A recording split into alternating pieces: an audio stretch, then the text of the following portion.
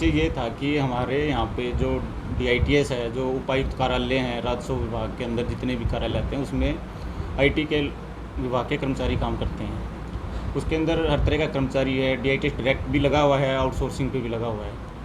तो उसके लिए ना ये संगठन हरियाणा राज्य कंप्यूटर प्रोफेशन ट्रेड यूनियन काफ़ी दिन से संघर्षरत है।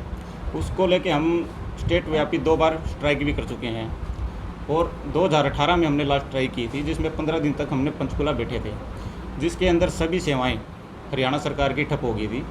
जो उस टाइम एक प्रोग्राम चला हुआ था हरियाणा सरकार का अवार्ड का, वो अवार्ड भी डिले हो गया था IT की तरफ से। तो उसमें एक समझौता हुआ था लिखित में CM साहब की तरफ से, जो माननीय RK खुल्लर जी अधिकारी थे, जिन्होंने साइन करके एक समझौता किया था कि भाई आप लोगों के ये सर्विस रूल वगैरह बन जाएंगे।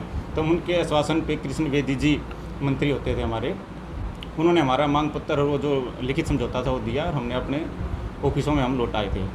परंतु उसके बाद भी कोई कार्रवाई नहीं हुई। फिर वो CM साहब के संज्ञान में मामला आया तो CM साहब ने तुरंत प्रभाव से मीडिया के आगे, मीडिया कर्मचारी थे सारे, और पब्लिक किया कि भाई आप ही DITS के सर्विस रूल लागू करो, जारी करो आप। तो वहाँ पे CM साहब के दबाव में आने के बाद उन्होंने क्या किया कि एक मॉडल ड्राफ्ट जारी किया।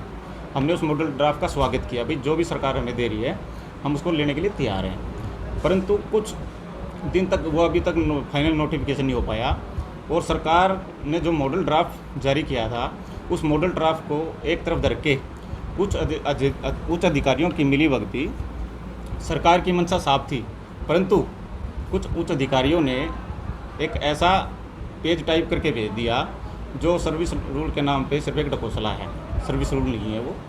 और जो मॉडल ड्राफ्ट था उसके आसपास भी नहीं है अभी।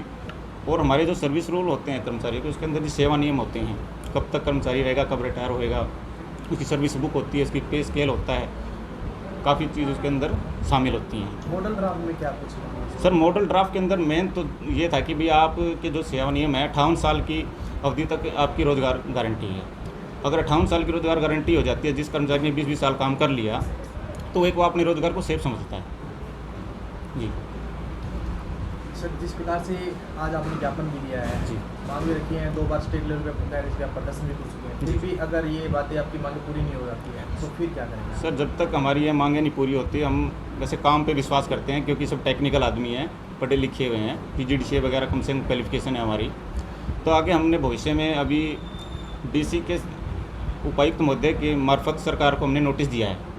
हम ये कहना चाहते हैं कि जी हमारी सुनवाई करो, हम कुछ वो नहीं मांग रहे। जो CM साहब ने बोला है, जो एक मॉडल ड्राफ्ट आपने भेजा है, भाई आपने दिखाया कुछ और दे दिया कुछ, हम सिर्फ इस चीज़ का विरोध कर रहे हैं, जो हमें दिखाया कम से कम वही दे दो। परंतु अगर ऐसा नहीं होता है तो हमने इसको लेकर आज ज्ञापन दिया है और इसके बाद 15 तारीख को पानीपत में हमने सम्मेलन बनाया है, जिसमें भारतीय मजदूर संघ एक जो बड़ा संगठन है उसका वो हमारा नेतृत्व करेगा और एक पानीपत में बहुत ही उच्च लेवल की हम आंदोलन की घोषणा कर सकते हैं। और घोषणा भी जो आंदोलन होगा हमारा वो हो सकता है कि उससे पहले हम कोशिश करेंगे कि पंचकुला चंडीगढ़ में फिर एक बार हम सरकार को ये दिखाएं, जी हम काम करना चाहते हैं, हमारे बाइला जारी करो। अगर वो इस तरह के बाइला जारी नहीं करते हैं तो पंचकुला के प्रदर्शन के बाद हम एक बड़े स्ट्राइक, अनिश्चितकालीन हड़ताल की घोषणा कर सकते हैं। आज जींद में किस समय से किस समय तक हुआ था? सर जींद के अंदर हमने इस समय तो 1 बजे तक रखा था, अभी हो सकता है उपायुक्त महोदय कई बार का कोई प्रोग्राम ना हो, परंतु हम 9 बजे बैठे थे तो हमारा 12 बजे तक ज्ञापन का प्रोग्राम समापन हो गया है। हम पब्लिक को तंग नहीं करना चाहते, गर्मी बहुत ज़्यादा है, इसलिए हम अपनी सेवाएं हमने शुरू से चालू कर दी है। फिर भी मेरा नाम राजेश गौतम है, कानूनी सलाहकार जी।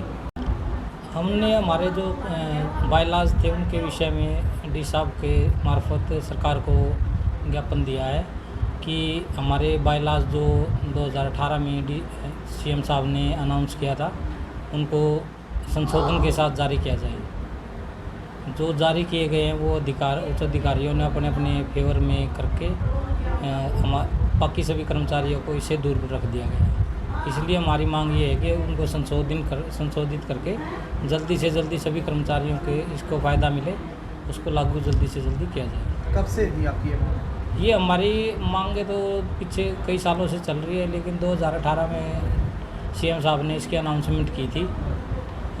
2014 से हमारी मांगे चल रही हैं कंटिन्यू।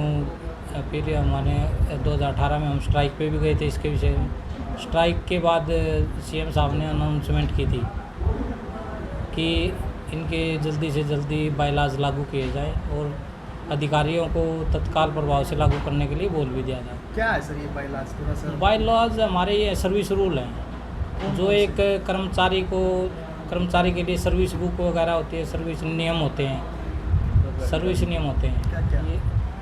इनमें ये होता है कि कर्मचारी कब से कब तक सेवा करेगा, कब संगठन के यानी इसके यूनियन जो भी हमारा DITS है, डिस्ट्रिक्ट IT सोसाइटी, इसमें कर्मचारियों का क्या दायित्व होगा, इसके रिलेटेड बायलाज लागू किए गए हैं। कौन से कर्मचारी हैं? परमानेंट कर्मचारी, आउटसोर्सिंग? ये हमारे कॉन्ट्रैक्ट और आउटसोर्सिंग वाले कर्मचारी हैं। कब से हैं ये कर्मचारी साहब? ये कर्मचारी कोई 2000 से लगा हुआ है, कोई 98 से लगा हुआ है, कोई 2006 से लगा हुआ है, कोई 2012 से भी लगा है। ज़्यादातर कर्मचारी 20-20 साल हो गई है उनको सर्विस करते हुए, किसी को 15 साल भी हो गई है। यानी इतने सालों से काम कर रहे हैं, लेकिन आज तक सरकार उनकी सुनवाई नहीं कर रही। सीएम के अनाउंसमेंट के बाद भी आपकी जो मांगे हैं वो पूरी नहीं हो पाई हैं, फिर आज आपने ज्ञापन सौंपा है। अगर फिर भी नहीं होती है तो कहाँ तक आप जाएंगे? तो हमारा 15 तारीख को पानीपत सम्मेलन है पूरे स्टेट का, वहाँ पे हम BMS के साथ बातें करके उसमें निश्चित करेंगे, इसके बारे में आंदोलन की रूपरेखा तैयार करेंगे। कितने कर्मचारी हैं आपके जींद डिस्ट्रिक्ट की बात करें? हमारे पूरे जींद हरियाणा में बात डिस्ट्रिक्ट करें? पूरे हरियाणा में हमारे 2500 के आसपास कर्मचारी हैं। जींद में? जींद में हमारे इसमें 150 के आसपास कर्मचारी हैं। सभी आज? हाँ जी, protest में सभी आज ज्ञापन के लिए यहाँ जींद आए हुए थे और सभी जगह काम बंद था। DC ऑफिस, रेवेन्यू ऑफिस, तहसील SDM ऑफिस, सभी जगह काम बंद था। कितने बजे से कितने बजे तक रहा? ये 9 बजे से 1 बजे तक का हमारा टाइम दिया गया था। इसमें हमने पहले ही प्रशासन को सूचना भी दे दी थी। इसमें क्या नाम है सर? मेरा नाम सुनील मेहरा है, अध्यक्ष कंप्यूटर प्रोफेशनल संघ। जी।